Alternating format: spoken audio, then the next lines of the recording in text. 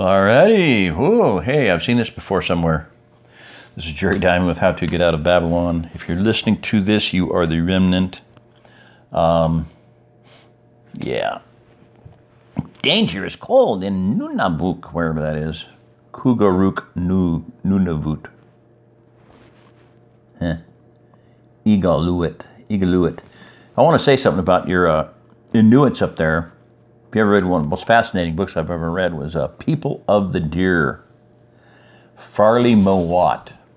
You may possibly have seen a movie that he is based on his book, Never Cry Wolf, about this guy that did a study, are the caribou herds being decimated by wolves? And they sent this guy up there, a scientist, to learn all this. It was played by Charles Martin Smith. Funny movie. Very funny. But, and he just determines that, no, the wolves are eating mice. They're not eating caribou. Anyway, but my point about it is that I learned from that is that he has several books of The Boat That Wouldn't Float, The Dog That Wouldn't Be, something like that. Anyway, People of the Deer, you learn that Inuit wear their house, basically. How do they stay alive in such horrid weather? They, They are wearing caribou skins. One full set of their underwear is basically a tanned caribou with the hide on, and the hair is inside, facing their skin. Massive insulation. And then the second layer is like you typically see them. That's why they look so fat, because they got 2 inches of stuff all the way around. And then the second is with the tanned hide in and the hair out. So very impressive. In other words, they can lay down on the ground and go to sleep. Yeah. So back in Denver when I was working freight, I was working bunches and bunch of hours during a strike, or I don't know what it was. They were just busy. And I was dressed for the weather. It was like maybe, I don't know if it was 30 below. I don't remember that it was that cold, but I worked a lot in 30 below weather. And I was tired. I was dead tired. I've been working double shifts, triple shifts. And I just wanted to lay down on the ground and just nap for a few minutes. I knew it would help me. And boy, there's a security guard. He would not let me do that. I don't know why. I just wanted to lay down on the ground against the fence. I didn't really want to get in the car, because then I'd feel like driving home or something. So I just wanted to lay down and take a nap for a few minutes. Anyway, nope, can't do that. That's not normal. You can't have you not be normal. You have to be normal. Visit our site, thegrandsolarminimum.com. All right. Sorry for all the reading, but that's just the way it is. Some of these have some really good things to say.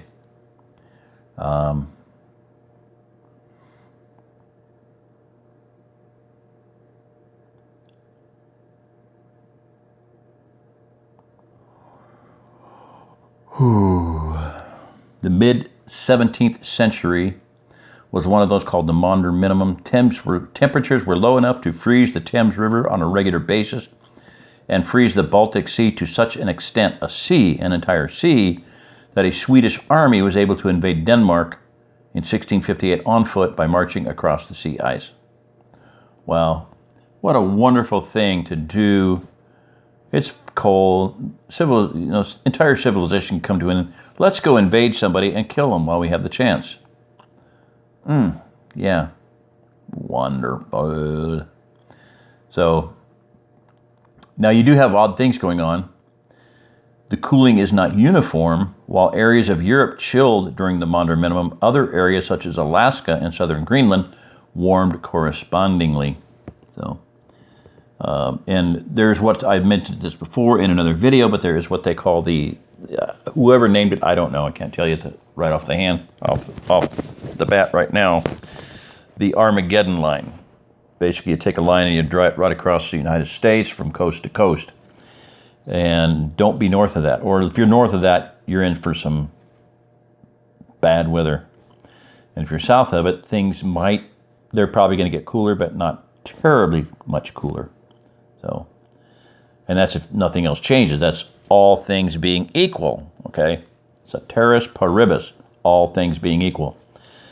Ain't nothing, you can't count on anything to be equal these days. All right, so, blah, blah, blah. Good things to consider, earthquakes, yeah, volcanism, yeah, you know, pole shifts, whatever, maybe, maybe not, don't know. The whole thing of the Earth spinning through the universe, as everybody knows, if you're listening to me much, crock of baloney. Ain't buying that one anymore, but, you know, things are changing, no question. Now, here's one point. We're going to be facing some challenges in the next few decades. Many have grown complacent with daily routine. Man, you're just trying to get by. I understand that. The masses do not question the teachings to our children from outdated textbooks. We are molded to conform into this society driven by a monetary system that holds no true value. The human race, we are all slaves to this system. They use fear to control, to confuse, and to breed hate. Where does your fear stem from? Do you question the outside influences around you? The media machine molds our minds, our children's minds. We are fooled into thinking there is a side we need to choose. Okay. Quote from The Lie We Live. Charlie Chaplin dictator speech. If you have not watched that, listen to that speech. Listen to it. He's dressed up like Hitler. It's an amazing speech. So here's to the crazy ones, the misfits, the rebels, the troublemakers, the wayseers, the ones who see the round pegs in the square holes, the ones who see things differently. They're not fond of rules and they have no respect for the status quo. You can quote them, disagree with them, glorify or vilify them. About the only thing you can't do is ignore them because they change things. They push the human race forward. While some may see them as the crazy ones, we see genius.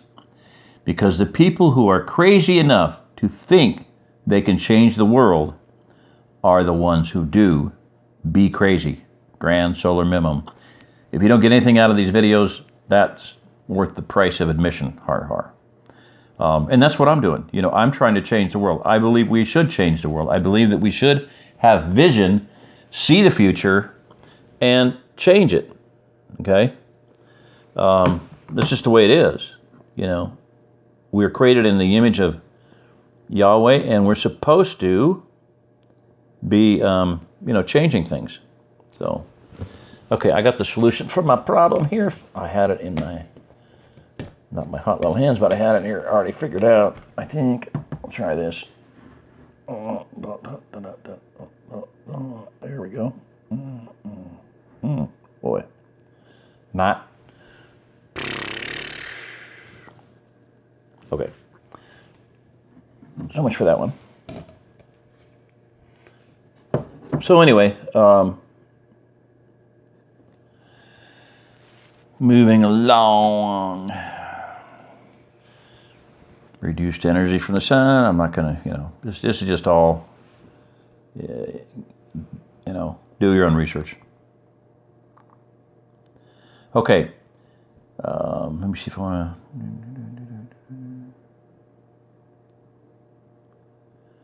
As a reminder, this is a new vector to use in approaching people to try to educate them about the grand solar minimum. Here is the exact phrase we've narrowed in on to describe, and although they've said it's a 50-year period of reduced output without speaking to the risks, if we'd spoken to someone about the grand solar minimum before and they now see it spelled out here, that might help bring it home for them. That's why I always say spread the information. Oh boy. So. Oh, and it's hitting mainstream is the point here. And that's what this video is about. It's out there. Okay. Scientists warn of unusually cold sun. Will we face another ice age? Very possible. Possible. Look that one up. So, Go as deep with someone as they can go and no deeper, but plant the seed of truth and trust that it will be watered by others or news like this later, and that individual will prove to be fertile ground. So indeed, stay aware of how the zeitgeist is evolving like this so we can continue to effectively plant seeds in people.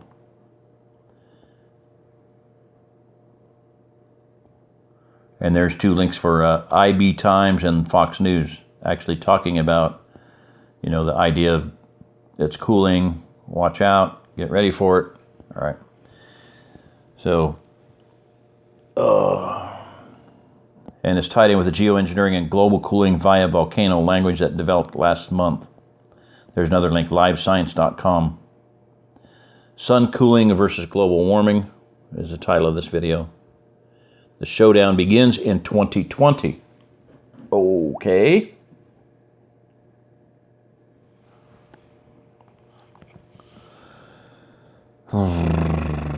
I've updated the wiki. We'll continue to keep an eye on this here. So now he says, start moving towards self-sufficiency.